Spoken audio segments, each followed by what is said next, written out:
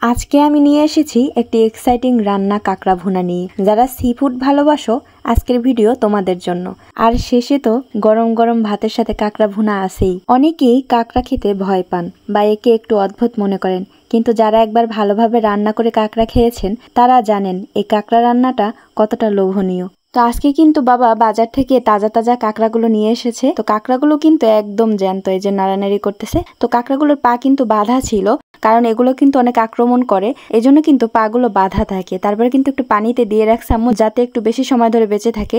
তারপরে কিন্তু সুন্দর মতো কাটাকাটি করতেছে আম্মু, ভালোভাবে দা দিয়ে কিন্তু কাঁকড়াটার এই যে খোলস ছাড়িয়ে তারপরে কিন্তু পরিষ্কার করতেছে। তো কাঁকড়ার ভিতরে কিন্তু এরকমের অংশ থাকে, এগুলো কিন্তু পরিষ্কার করে নিতে হবে। আর একটা কিন্তু এই যে থলি থাকে, এটাও কিন্তু পরিষ্কার করে নিতে হবে। তারপরে কিন্তু সুন্দরভাবে সব কাঁকড়াগুলো আম্মু পরিষ্কার করে নিচ্ছে। তো এইভাবে কিন্তু ওরা আক্রমণ করে, তো এই জন্য কিন্তু পাগুলো বাঁধা থাকে। তো আপনারা কাঁকড়া কাটার সময় একটু সাবধানে এই কাঁকড়াগুলো কাটার চেষ্টা করবেন। তো এখন কিন্তু এই যে ঘিলুটা রয়ে গেছে, তো এই কাঁকড়ার অপর পাশে কিন্তু এরকম ঘিলু থাকে। তো এই ঘিলুগুলো কিন্তু আস্তে আস্তে বের করতে হবে, প্রথমেই বের করা দরকার নেই। প্রথমে কিন্তু কাঁকড়াগুলো কাটাকাটি করে আম্মু পরিষ্কার করে নিছে, এই যে ধুয়ে নিছে। তো কাঁকড়াগুলো ভালোভাবে পরিষ্কার করার পরে কাঁকড়াগুলো কিন্তু অনেক সুন্দর লাগতেছে, বিশেষ করে ঘিলুগুলো কিন্তু একদম লাল হয়ে আছে। তো কাঁকড়ার ঘিলুগুলো কিন্তু এক একটা কালারের হয়, অনেকটা দেখছি হলুদ, অনেকটা আবার কমলা কালারের। তো দুই রকমের কালারের ঘিলু দেখলাম। তো তারপরে কিন্তু আম্মু ঘিলুগুলো বের করছে আস্তে আস্তে এই যে খোলস থেকে। তো এইভাবে কিন্তু আস্তে আস্তে ঘিলুগুলো বের করতে হবে যাতে নষ্ট না হয়ে যায়। তো এইভাবে কিন্তু কাঁকড়াগুলো আমাদের প্রস্তুত করা হয়ে গেছে। এখন কিন্তু রান্নার কাজে চলে যাব। তো এখন কিন্তু পেঁয়াজ, রসুন, তারপর যত বাটা মশলা আছে সব কিন্তু দিয়ে আম্মু রান্না করতেছে।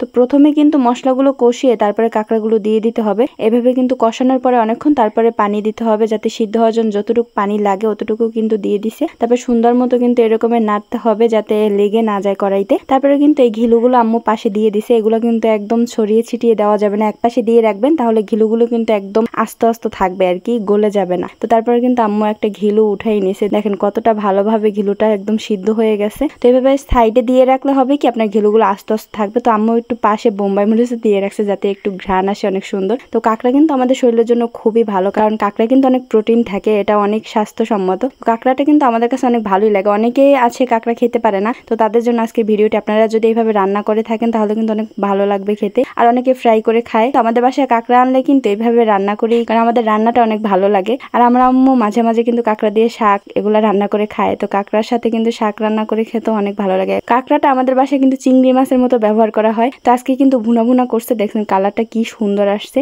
তারপরে আমি চলে আসলাম গরম গরম ভাতের সাথে কাঁকড়াটা খাওয়ার জন্য। প্রথমে কিন্তু এক পিস নিছি, তারপরে একটু ঝোল নিছি। এখন চিন্তায় পড়ে গেছে যে আরো এক পিস নিতে হবে। তো একদম চোরের মতো তাকাই আছি। তো আম্মু বলতেছে চোরের মতো না তাকাই কাঁকড়া নিয়ে নে যতটুকু লাগে। তো তারপরে কিন্তু ঘিলুটা নিয়ে নিলাম আগে, কারণ হচ্ছে আমার বোন এসে খাইয়ে ফেলবে, এই জন্য কিন্তু আগে নিছি। তারপরে কিন্তু এই যে ঠ্যাং, আমরা এগুলো কিন্তু কাঁকড়া ঠ্যাং বলি, তো ঠ্যাংটা কিন্তু নিয়ে নিছি। আরো ছোট ছোট পা আছে, তো ওগুলাও কিন্তু নিয়ে নিব। তো তারপরে কিন্তু আরো এক পিস কাঁকড়া নিতেছে, যে আমি চোরের মতো তাকাই আছি। তো এক পিস না নিলে হয় না, তো 2 পিস কাঁকড়া নিয়ে কিন্তু আজকে খাওয়া দাওয়া শুরু হয়ে যাবে জমজমাট। তো তারপরে আমি কাঁকড়াটা এক সাইডে রেখে কিন্তু আমার ভাতটা আমি আগে লবণ দিয়ে একটু মেখে নিছি। তো তারপরে কিন্তু আমি আস্তে আস্তে দেখতেছি যে কোনটা আগে খাবো। আসলে মুখের ভিতরে মিশমিশ করতেছে, মুখটা দেখলেই বুঝতে পারতেছেন আপনারা যে পানি টলটল করতেছে। তারপরে কিন্তু ফার্স্টে আমি এই যে ঘিলুটা দিয়ে শুরু করলাম। আসলে এই যে কাঁকড়ার ঘিলুটা এত মজা লাগে আমার কাছে, তো আপনারা এইভাবে খেয়ে দেখবেন। যদি ফ্রাই করে খান তাহলে ঘিলুটা না এরকমের হয় না, আমার কাছে ভালো লাগে না, এজন্য কিন্তু আমি রান্নাটাই পছন্দ করি। তারপরে কিন্তু একদম গরম গরম ছিল, একদম ফু দিয়ে তারপরে মুখে নিয়ে নিলাম কাঁকড়াটা। তো কামড় দেওয়ার সাথে সাথে ভিতর থেকে একটা যে স্বাদ আসে মুখের ভিতরে, তা বুঝতে পারবেন না যদি না খান। তো কাঁকড়া কিন্তু অনেক মজার একটা খাবার, যদি না রান্না করে খান তাহলে বুঝতেই পারবেন না আপনারা যে কতটা মজা হয় কাঁকড়াটা। তারপরে কিন্তু আমি ছোট একটা পা মুখে দিলাম, তো এটাও কিন্তু অনেক মজা হয়। তো আমার কাছে কিন্তু কাঁকড়াগুলো পাগুলো খাইতে অনেক ভালো লাগে। আমি আস্তে আস্তে বসে বসে কিন্তু পরে পাটা খেয়ে নিই, আগে কিন্তু কাঁকড়া খাই। তারপরে কিন্তু আমি ভাতের সাথে কাঁকড়াটা অনেক মজা করে খাচ্ছি। আপনারা কিন্তু এভাবে বাসায় ট্রাই করে আমাকে জানাবেন যে আসলে কেমন লাগছে। আর যারা একবারও খান না এইভাবে, অবশ্যই একবার ট্রাই করে দেখবেন, অনেক ভালো লাগে কিন্তু। আর লাস্ট একটা কথা, অনেকেই বলেন যে কাঁকড়া খাওয়া নাকি হারাম। আসলে কাঁকড়া খাওয়া হারাম না, আমি এখনো শুনিনি যে কাঁকড়া খাওয়া হারাম।